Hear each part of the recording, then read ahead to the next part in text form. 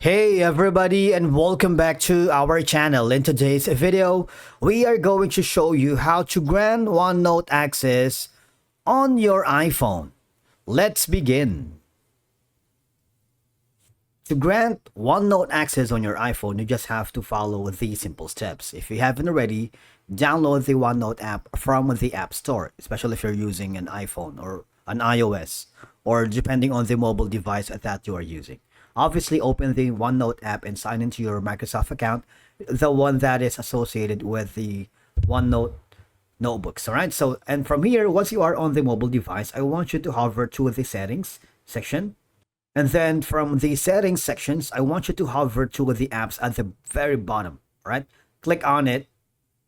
And from here, hover to OneNote or search for OneNote. All right. If you look at that, click this button right here.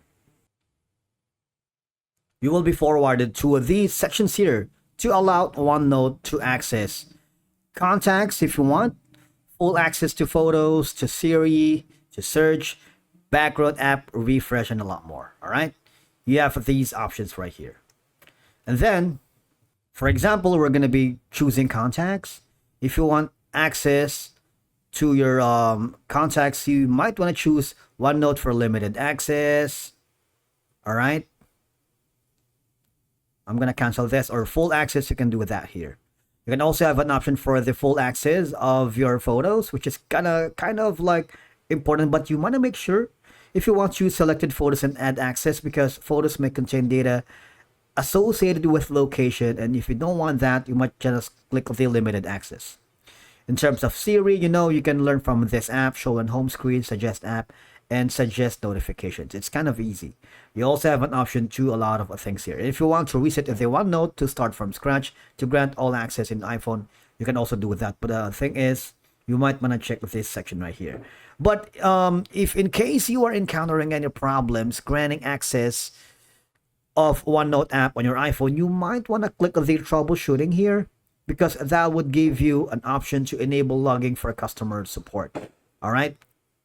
They should give you an insight to diagnostic logs. For example, application may run slower, or kind of it's a buggy or laggy. You might want to enable logging for customer support. So they would give you insights and troubleshooting steps if in case you encounter any problems along the way granting access to your OneNote app on iPhone. So the idea is that doing all these gives you access to your iCloud or other cloud storage, ensures that your notes are synced across devices. All right. Because if you hover here, there is a section here that says sync now. You see, it will keep your device updated to your iPhone, laptop, and desktop. All right. And that's it for today's video, guys. Thank you so much for watching. We will see you again in the next one.